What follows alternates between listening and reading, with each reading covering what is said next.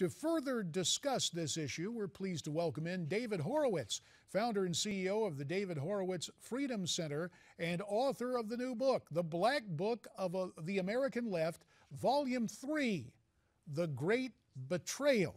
David, as you Skype in from Southern California, betrayal is on the minds of a lot of grassroots Republicans when it comes to what Speaker Boehner is up to vis-a-vis amnesty. Your take on what is going on in Washington right now? Well, you have an anti-American radical in the White House. Barack Obama has the same political background that I did. He was brought up by communists.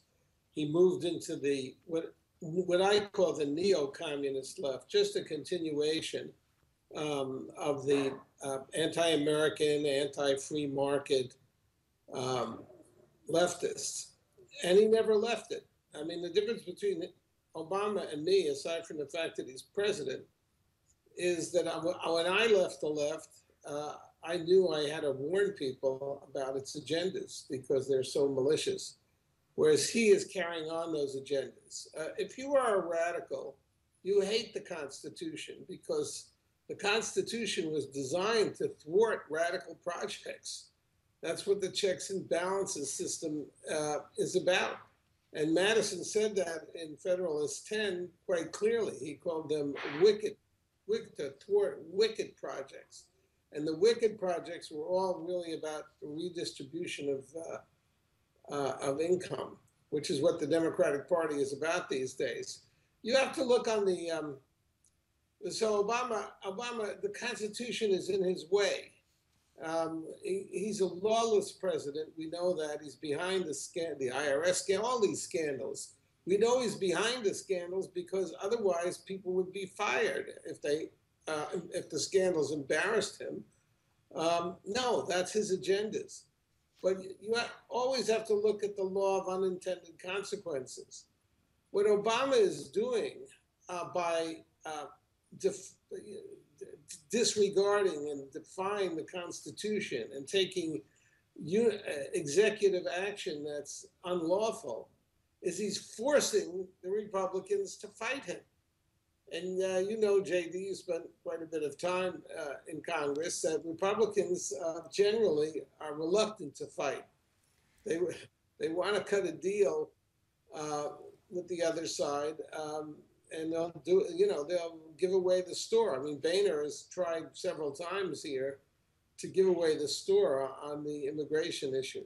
But Obama's thwarting him. Obama, by acting so unconstitutionally and so peremptorily and so outrageously, is forcing a little more fight on the Republican side. And with 1:30 remaining, how is this thing going to all turn out? The establishment leadership going to say, this is unconstitutional, but go ahead and fund it through September of next year, and then say, gee, it's too far down the road, it's already in place?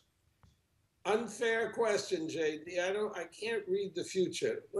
Here's my experience. I remember when I first learned of Governor Scott Walker of Wisconsin when he was on TV in the middle of his battle with the unions. And I said to myself, this is a good man. He's a decent man, but he's a Republican, so he's going to fold. But he didn't fold. So you never know what's going to, I can't foresee the future here. I'm hoping that the Republicans will stand up. And I think that Obama's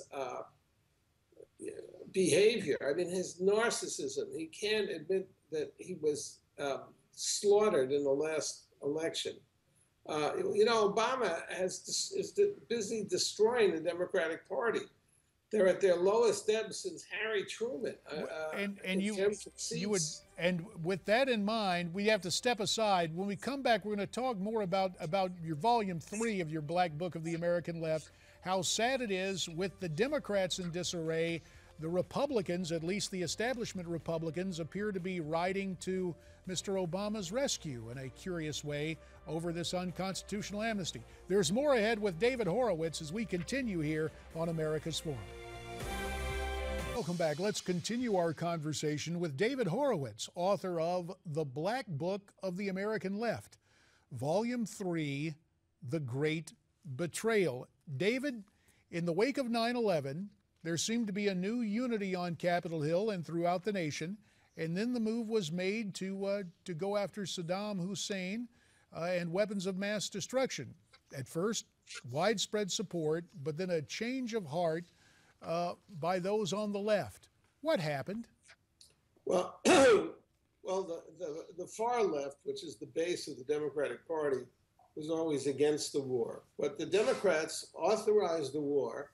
They voted for it. Kerry gave an eloquent speech in the Senate and on why Saddam had to be removed by any means necessary.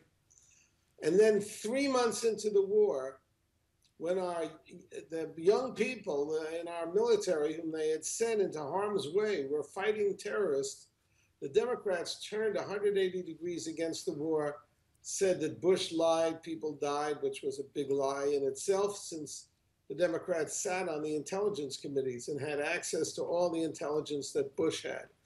Why did the Democrats turn against the war and attack their own country? They did so because there was a Democratic presidential primary in that spring when we went into Iraq.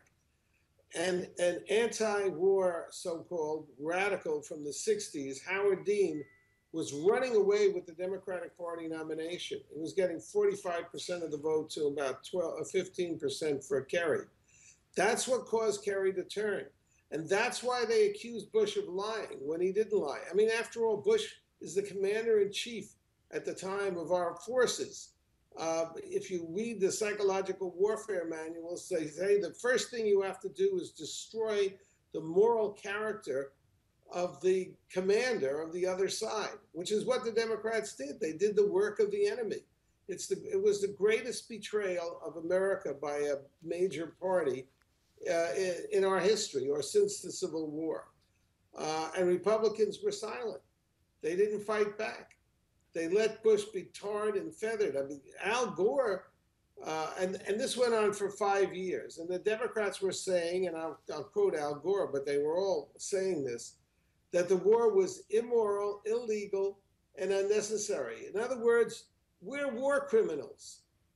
When, in memory, did a political party say that their own country were war criminals? And of course, the war was perfectly legal and perfectly necessary, since Saddam Hussein was defying 17 UN resolutions, including an ultimatum, which ended on December 7th, 2002, three months before we went in, and was the reason we went in.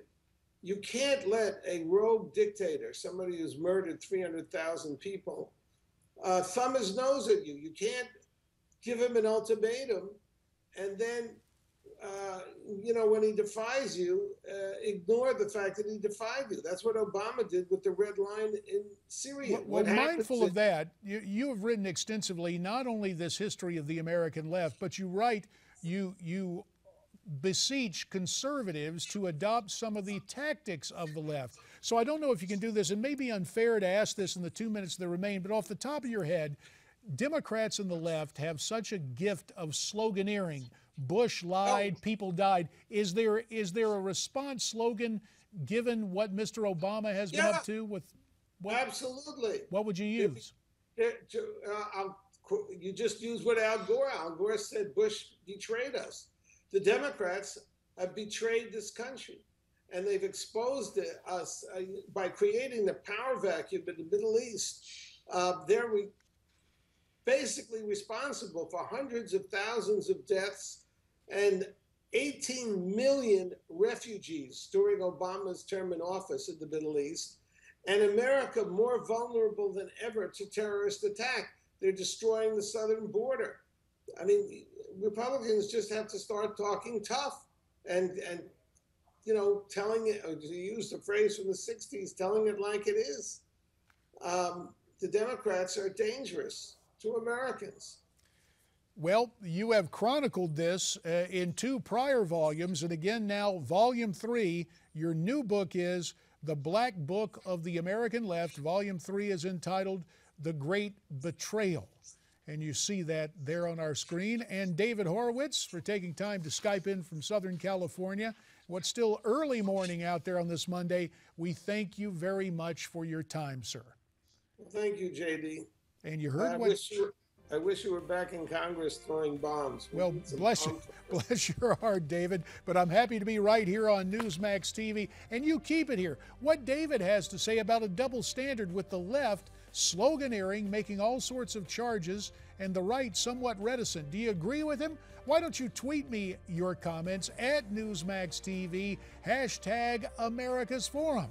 And America's Forum will continue right here following this timeout.